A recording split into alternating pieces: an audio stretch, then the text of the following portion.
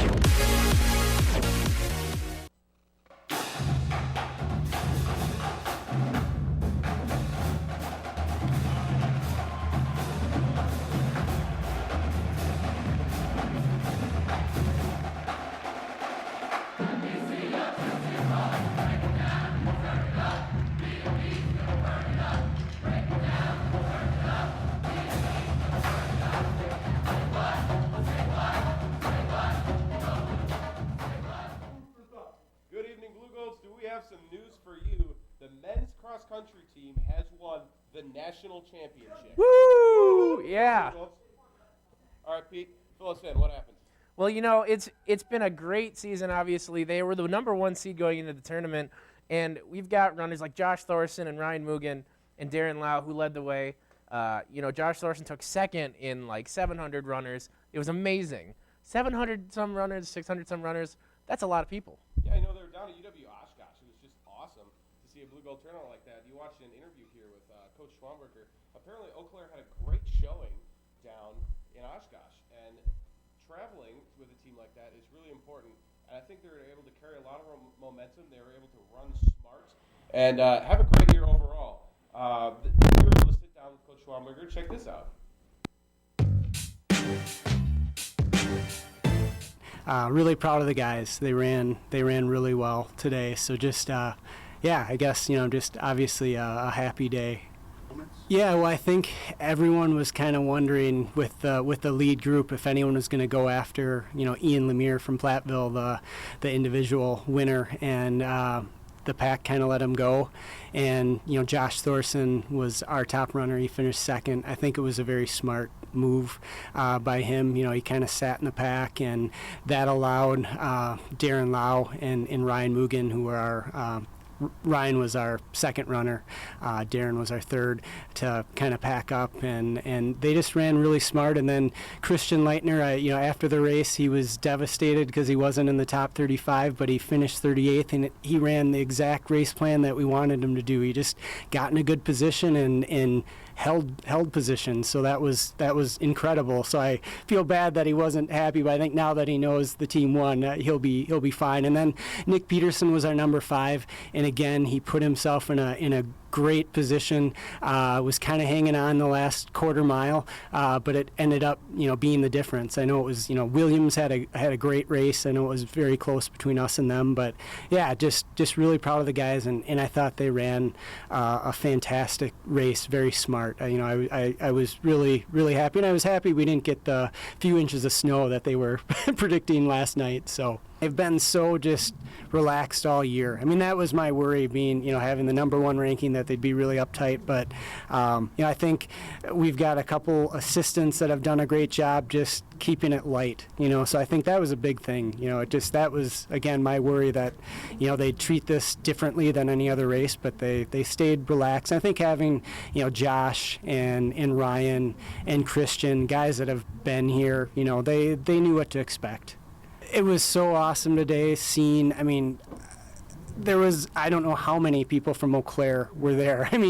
Alums, parents, it was just incredible. It was almost like a home meet. So, yeah, I think, it hasn't quite set in yet, but it's definitely a big deal. And I just think, we've been fortunate to have a great group supporting us from, way back in the 70s, and that's really neat. Well, Matt, Thorson, Mugen, and Lau led the way, earning All-American honors. And Mugen actually is the first three-time cross-country All-American in school history. So just a whole bunch of great things happening for not only the team, but also the athletic office. Yeah, and you look at what Coach Schwamberger had to say, and it really comes down to the team being able to run smart in that meet. They were able to get out and look at the course. They've run at Oshkosh before, which is huge because it's within the WIAC. And they were able to go down there and really just take the tournament, take the run. And they did a great job. Yeah, absolutely. And as we said, Coach Schwangberger actually won Coach of the Year. He did. And not to forget about the women's cross-country team, who was also at the national meet. Lucy Ramquist finished first overall and was also women's athlete of the year for the WIAC. Yeah, I mean, whenever we talk about, cross-country, either team, we always have to throw in Lucy Ramquist's name. She's all over Blugold Sports, and she's done so well for us. And as we said, Schwamberger also earning the award, and he's been so great for the program. He's just a phenomenal coach, fun guy to be around. He's really done great things for this program, and I'm excited to see what he can do in the future. But with that, we're going to take a quick break. Don't pick up that remote. You're watching BluNation.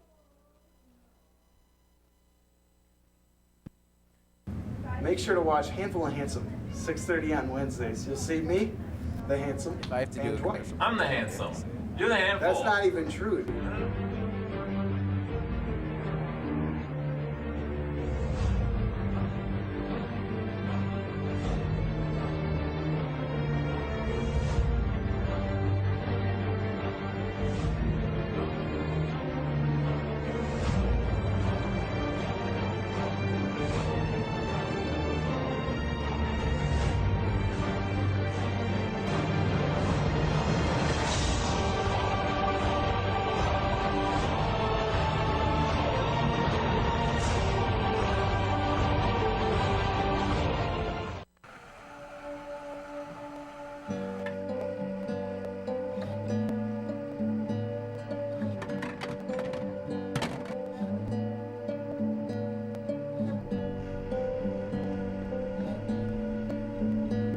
Do you like doing dishes? Because video games are as fun as dishes. Watch Home Screen. It's a good show to watch. On TV 10, 8 o'clock on Tuesdays.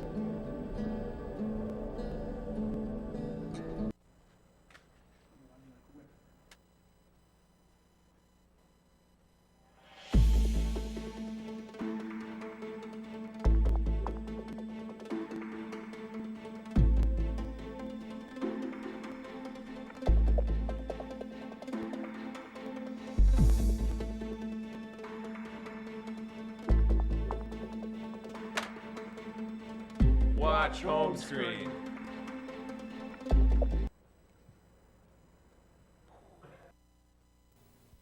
Hi folks, I'm Garth Brooks, and I know there's a lot of talk about high taxes and the high cost of health care today. But did you know there's something very simple that you can do to help? And that's just be a safe driver. 1, always wear your safety belt. And 2, never drink and drive.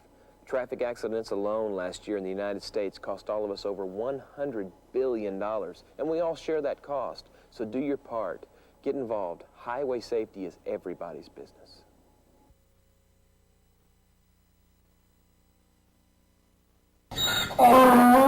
Welcome back, folks. And the men's hockey team are coming off of a split this weekend. They won their first game 7-0 against Lawrence, but then they ended up losing to Marion 5-2. Tough loss. TJ Stunts had a goal in that Marion loss. It's good to see him play because the last home game we had a few weeks ago, he ended up getting hurt because of a really high check, and he had to leave the game. So it's good to see him out and skating around. It really is, Pete. And it still remains a battle in the net for the Blue Golds. Tyler Green and Jay Dio still dueling it out in the net. Coach really hasn't decided who's going to start there because they've still been splitting time. I don't think either one's really come out as a front runner so far, so to speak. But all playing well. They're not playing bad. Overall, 6-2-2 right now for the Blue Gold hockey team, and sitting all right. Not maybe the dominant force that we expected them to be, but still playing well, I think. Yeah, absolutely. And, Coach Lowen doesn't necessarily have to name one starter. If you've got two goalies, why not use them, split time, and keep them energized, And I think it's a good idea, to be honest, until someone really gets the hot hand. Exactly, and as a goaltender, it can be exhausting to start game after game after game. So I think it's a good way for the Blue Golds to stay versatile in everything that they do, and they'll really be able to put together a season, I think, with goalkeepers that can last the entire season. And we'll see who starts tonight. They do have a game tonight against UW Stout, War on 94. We'll see how that goes, but we'll see who starts in the net, especially, because I expect Jay Dio, I think, to come out as the front runner. I think he's the faster goalie than Tyler Green. However, we'll see what happens. Tyler Green is the bigger goalie of the two. So it's anybody's game right now. Yeah, I mean, it gives you two different looks. Offenses have to work around, not just watching film on one guy. But with that, we're going to move into our golden ticket segment. This is where we give our advice on what the Blue Golds have to do to win the game tonight against UW Stout. For the golden ticket, though, I'm going to say they have to make them work for shots. And what I mean by that is they can't let Stout's offense get those easy looks. In the earlier games, we've kind of let their offense come right up in the middle of the slot, get some really high percentage shots, and we just can't have that if we want to win. Well, and it comes down to defense there. There are being a lot of teams that we've played have been able to lug the puck into the slot, which is not a thing that you want if you're on defense. And the Blue Golds have had a really tough time keeping out those shots from the slot. They've had screens been set on them all year. Stock hockey move. But still, you'd like to see them keep the puck out of the slot a little bit. Right, and we haven't had a problem scoring. We've scored many goals already, definitely scored more than letting in. But at the same time, you still can't let them get those real easy shots. And you got to help out the goaltenders. And I think it'll really take the pressure off of Green and Dio if they can come out and stop giving up those big middle shots. You hit it right in the head there. In the losses that we have had this season, the teams we've played have scored 4 or 5 goals in those games, and the teams that we've tied have done the same thing. So it's not the offense that's a problem, if there is a problem with the Blue Golds right now. It's the defense, and I'd really like to see them pull it together because they do have the goaltenders. I think it's sometimes, though, the defense that lacks a little bit. Right, so we'll see how that goes. And as we said, they've got a game tonight and a game on Saturday, which we'll be bringing to you on BlueGolds.com in high definition. Yes, and we will. But the women's hockey team is 3-4-2. They've been on a little bit of a skid, losing 3 straight games. They started off pretty good, but they've given up 9 goals in that skid of 3 games, and have only scored 3. And so when you give up 9-3, you're not going to win, and that's really tough considering that they've only, early on in the season, they only let in 3 goals in, 4 games. And so to turn around and let in 9, oh boy. You can't get tripled in the plus-minus category and expect to win games. Absolutely not. And, they've got a game at Stevens Point tomorrow, and I got to imagine they're going to try to, minimize the bleeding when it comes to letting the big shots go in. And, the goalie, she's not been bad, but, I think they need to. They've had some trouble scoring though too. So I think if they get that running, they'll be back on track. I think it's the same old story for the women's hockey team, Pete. It comes down to defense. Sometimes not maybe as much of a high-powered offense as the men's team, but they do have an ability to score goals. But when you let up 9 goals in 3 games, that's kind of a recipe for disaster. So I think the defense on the women's team also has some room for improvement, so to speak. But moving forward, let's take it off the ice and move it onto the courts for the men's basketball team. Men's basketball team is 3-2, coming off a huge win against Northland, 68-43, the real first dominant performance we've seen out of them this season. Yeah, Jack Martinick had a huge game with 16 points, and Chris Duff had 11 points off the bench. So it's really nice to see, it hasn't just been one guy emerging like we thought it might. It's been, a whole cast of characters, and it's really good to see that everybody can spread the ball around and contribute. The field goal percentage for them in that game was 47%, so just a little under 50, which isn't bad. And they had a 77% free throw, which is good because those are just free points that you gotta get. Well, you got to catch those. Can't miss free throws, but they didn't do that. The big stat to me, Pete, 50 rebounds against Northland. That is a huge stat, and when you talk about dominating a basketball game, you can't dominate a basketball game without rebounds, and that's exactly what the Blue Golds did. Yeah, I mean, that's just second chance points. And, I think truly if you want to be a successful team, you have to rebound the ball. And to out-rebound someone 50-19, that's unheard of. No wonder why we won by so much. So if they can continue to do that against Buena Vista from Iowa tomorrow, I think we're looking pretty good. I do too, and rebounding. You might not even have to score if you out-rebound them 50-19. I mean, it doesn't seem like it. But moving on from men's to women's basketball. Women's basketball now 2-3 on the season, coming off a tough loss to St. Mary's, 73-68. Erin O'Toole coming up big again with 9 rebounds for the Blue Golds, putting up 18 points. She's been real good for us. I believe she's 6'3", 6'4", and so she's just dominant in the post. And the field goal percentage was 43%, a little bit under what you want to see, and the three-point percentage was 39%. The free throws were 82%, which is good because, as we said, free points, you can't miss out on those. But the big thing here was, 1, they were out-rebounded, and 2, 14 turnovers. We talked about early on, if they can minimize the turnovers, that's going to be great. But having 14, that's just a little bit too much if you want to squeak by with a win.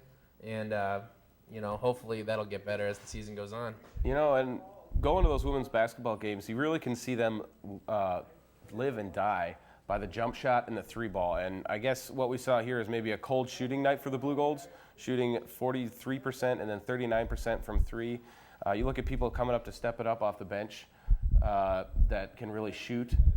The Blue Golds can shoot the ball. Sometimes you have an off night, and I guess we've seen a couple of those coming off starting this season. But the team looks good. They're a big team. They're very tallest team in the conference. That's got to give Coach Englund a lot of confidence moving into the rest of the season, coming into conference matchups too. I mean, with size comes strength, and they can out-muscle most of these teams now.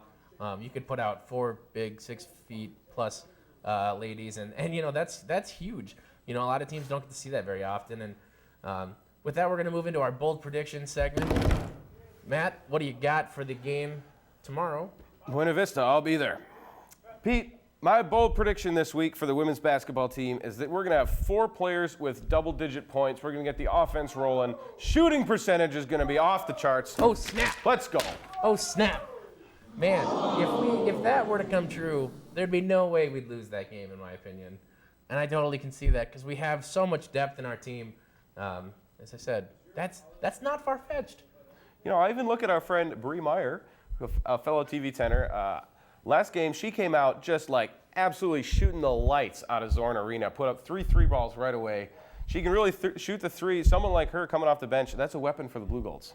Absolutely. You said we've got a lot of dangerous shooters. We'll hope to use them and capitalize this next game. But for my prediction, What do you got for me? I'm going to say she's had the hot hand. Erin O'Toole Out of North Dakota. has a double-double in points and rebounds. She wasn't far off last game with 9 and 18. So she needed only 1 more rebound. So it's easy, in my opinion, to see her getting a double-double and helping this team to victory. Oh, I think she absolutely can, Pete. She's got some firepower. She's a transfer from a D1 school. I mean, come on. It's only a matter of time before she starts putting up the big numbers. She's already been putting up the big numbers, really. But the big numbers, and maybe we'll see that this weekend. I mean, it is a doubleheader. Also, we should add this weekend, if you're looking to head out and watch some Blue Gold basketball, this is the weekend to do it in Zorn Arena. Women's at 3, men's at 5. Going to be a great Saturday. Absolutely. We'll be giving you all that action. But with that, we're going to go to a quick break. And when we come back, we'll have our buddy Dalton on for some fantasy football. Stay tuned. Damn, son, where'd you find this?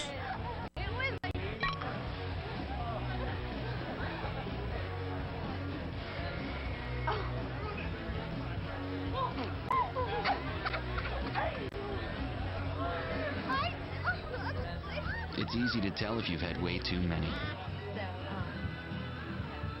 But what if you've had just one too many? Buzz driving is drunk driving. Yo, check out this chef, right? Right? That's so gay. That's really gay. Dude, look at those pants. Please don't say that. What? Don't say that something is gay when you mean that something is dumb or stupid. It's insulting. It's like if I thought this pepper shaker was stupid and I said, man, this pepper shaker is so 16-year-old boy with a cheesy mustache. Just saying. When you say that's so gay, do you realize what you say? Knock it off. So, I just moved in with his family, and it's embarrassing. The little one, he likes to go outside and crawl around in the giant litter box. I don't know what he's doing. I mean, I was born and I knew how to use the litter box. Oh,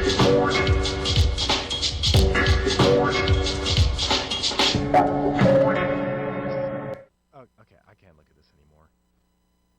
I really hope he grows out of this, for his sake.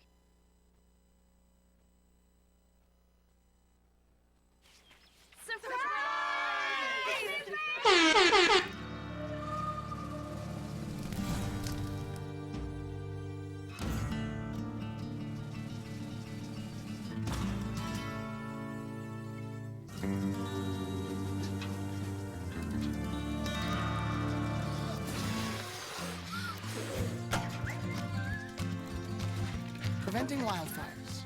That's all Smokey wants for his 70th birthday.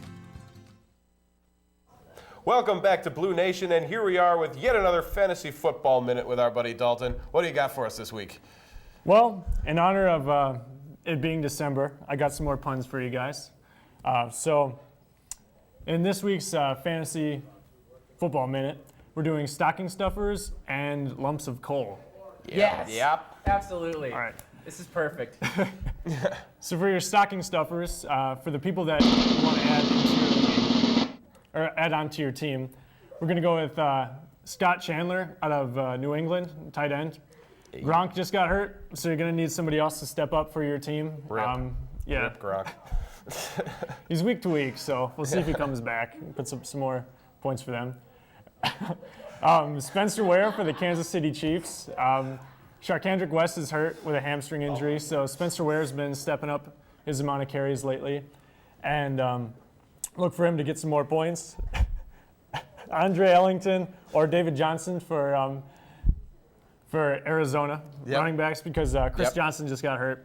Rip Chris Johnson. I think Andre Ellington is hurt too. So Rip Matt really Sanderson. gotta go. All right, so go with David Johnson. Really got to go for David Johnson. Yeah, oh yeah. And then if you're looking for a quarterback to pick up, I go with Austin Davis for Cleveland Browns. He's been named their starter now that Josh McCown just got hurt, and doesn't look like Johnny Manziel is in good graces in Cleveland right now. So Rip Cleveland season. Yeah, pick up Austin Davis. And now for your lumps of coal, I'm going to go with Jordan Matthews out of Philly. He hasn't been producing that well this year. He's a mountain of coal for me. Yeah. I have him on my team. He just hasn't done anything really this year. Packers defense, they've been kind of shaky. Rip. They're going against a hot Detroit offense tonight, so it could go either way. And then Martellus Bennett, tight end out of Chicago, hasn't really been doing that much this year either. He's been banged up and just hasn't been producing. Super rip. Super rip, except when they play Green Bay. Yeah. That's all I got. I like it. Scott Chandler. Mm-hmm. Hey. He's that X factor. Yeah. Well, when you got Brady thrown to him, anybody's good. So, you know, that's a great pickup. Yeah. And that Austin Davis, wow. You know, Cleveland must really not like Johnny Football over there. No, he's definitely in the doghouse there. Yeah, well, I've even seen some things where he just like goes out and parties every weekend, and like, you're a professional athlete, man. Come on. Yeah, and he thinks he's on the Blue Mountain State team or something like that. This is not Alex Moran. Yeah. This is Johnny Manziel. You know, before we move on to our next event, I just want to say, Dalton, your sweater is on point tonight. Thanks.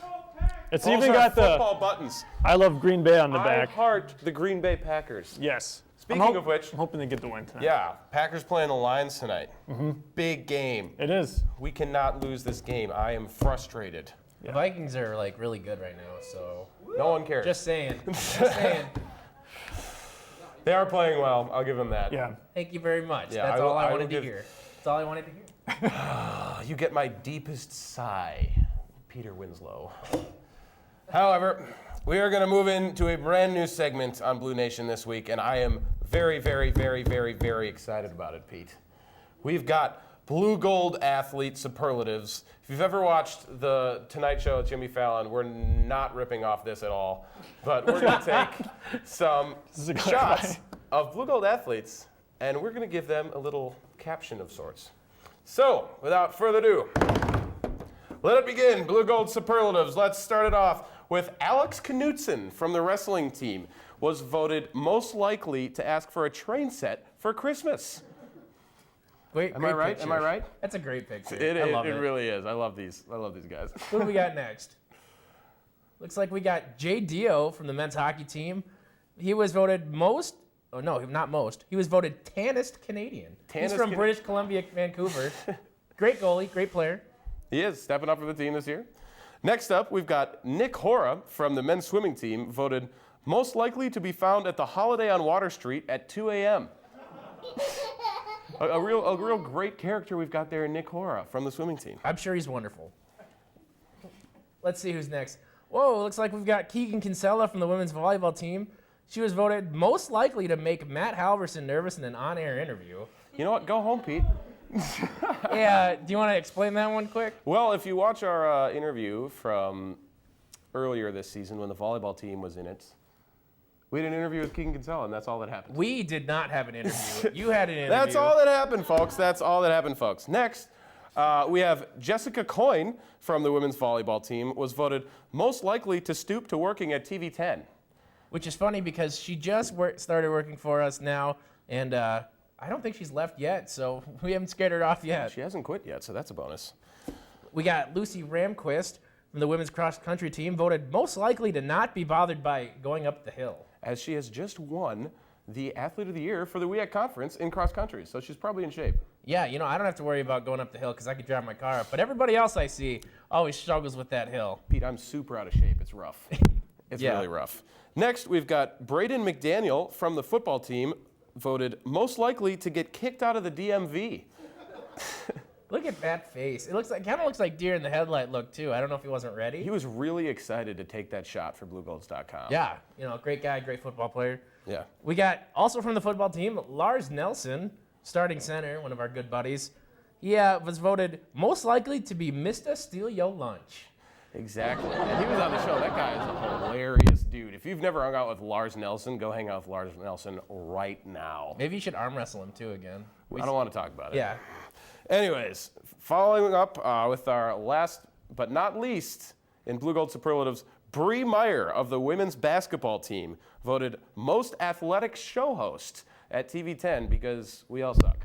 Yeah, you've got the you've got the home screen guys, the handful of handsome guys, us guys, the news ladies, use guys, all of the guys. But that's going to do it here for Blue Nation. Thanks for watching. Remember, everyone, when everything is coming your way, you're probably in the wrong lane.